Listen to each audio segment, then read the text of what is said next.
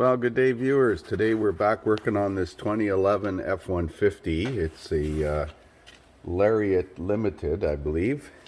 And we're changing the door harness. On the previous video, I diagnosed the problem with the left power window as broken wires in the door harness. So I've got a new harness from the dealer. That's the part number. But make sure it's correct by the VIN number, and we're going to take this door panel off. I know that there is a fastener under here and two on the bottom of the door, and I think that's it. Yeah, let's get started. So under this little plastic escutcheon there's an 8mm headed bolt, and then down here on the bottom edge here there is two 5mm headed bolts. And then behind this plastic panel here, we're going to access this panel. You have to pry it out from the inside. So I'll do that with two hands. Note that the screw behind the door handle is got a flat washer on it, and the one in the armrest has a smaller built-in washer. So to remove the door panel, once you remove that screw, and the easiest way to get that panel out is to pry from the back side with a hook such as this here and pull it that way and pop it out.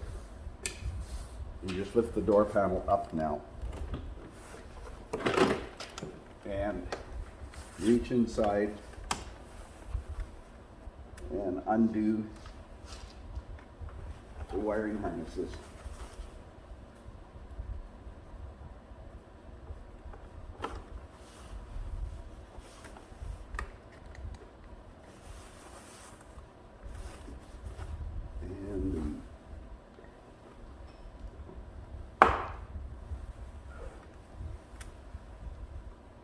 And I'll get set up a bit better here.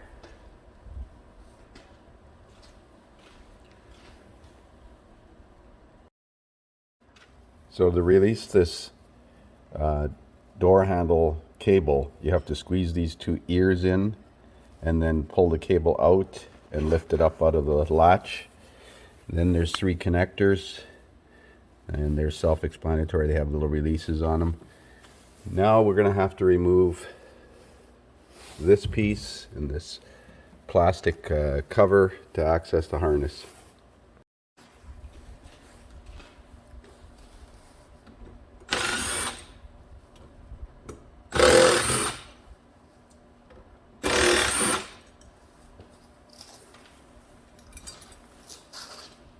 Let's see, do we need to take the speaker out? Looks like it.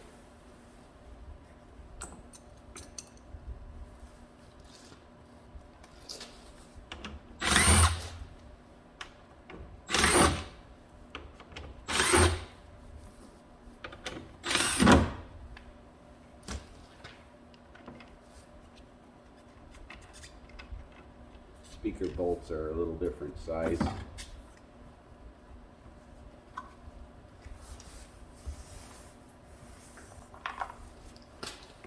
Let's see, how is this? Hold on. Double-sided sticky. Oh boy. Do we need to take this off completely? We need to just try it from up here.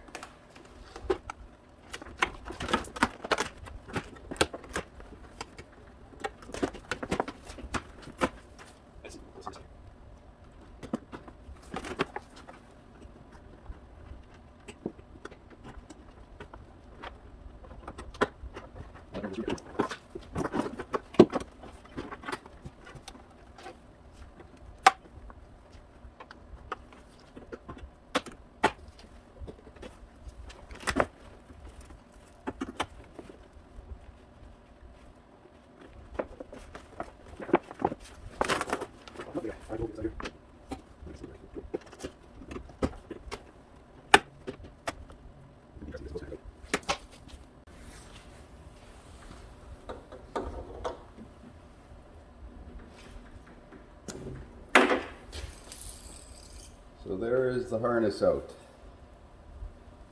It's actually not that bad. You can see there are several broken wires in here. Now that I can pull this down,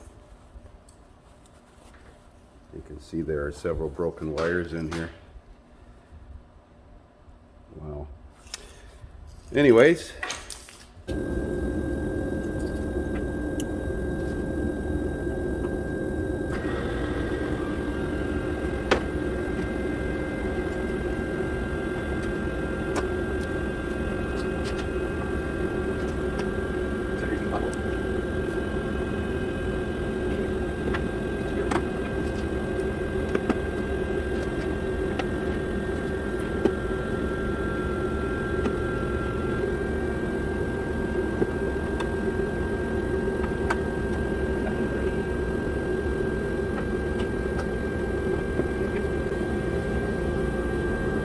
so I did find it necessary to take this lever off because it was just a little bit too wide to get the connector body through the door jamb opening here. So I'll put that back on, and we're going to reconnect the speaker, make sure it's all clipped in the right place. Looks pretty straightforward. Oh, this one's got to go here.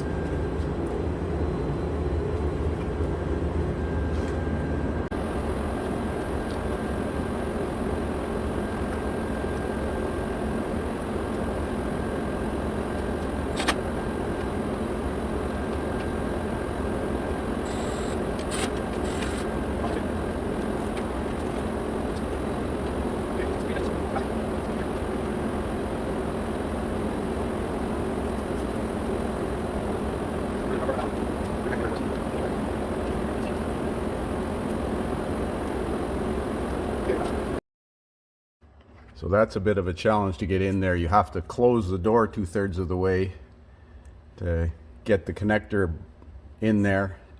I did take the switch out so that I could plug it in, and it just clipped in. So I pushed the clips up from the bottom of the door panel. So I'm going to put the door panel on without the switch installed because it's difficult to connect these wires because there's not enough wire to tilt the panel out and hold it there. Maybe if you had an assistant. Now the window's rolled down, it'll be a little easier to get the door panel on. So once the door panel is on, it's much easier to install this switch. The 3 connectors are easier to access like this.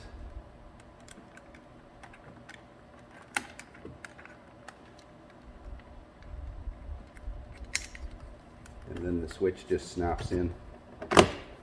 Like that. So let's turn the key on and see if everything works. Express up, express down, express down. I don't think that's got express up. That works. That works. That works. Power locks work. Now I always try to trip the latch and make sure the inside handle releases the latch before you close the door, because once the door is closed you might have difficulty getting it open. So that works. Let's try the mirror. Yeah, left, right, up, down. Yeah, mirror works.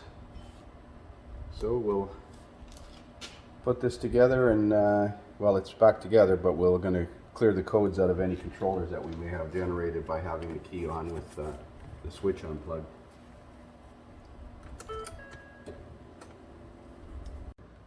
So we're going to scan it and see what kind of codes are in the controllers and make sure we clear all the codes out of it before we ship it. This is the one I fixed the shifter a few weeks ago on. 192,000. Let's go code scan, pre-scan, key on, engine off. Should have a battery charger on it, but I don't. It's usually pretty quick though. Left side restraint sensor, yeah. I had that unplugged.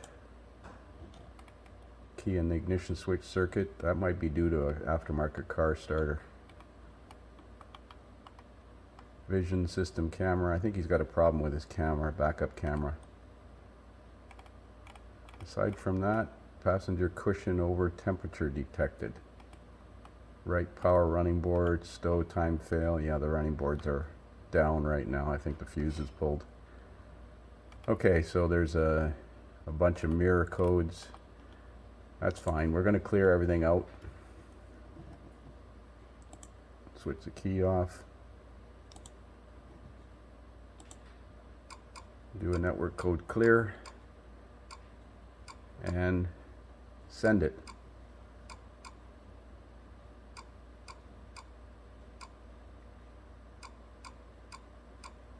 Make sure there's no warning lights on when we drive it out. I know I plugged in that crash sensor in the door.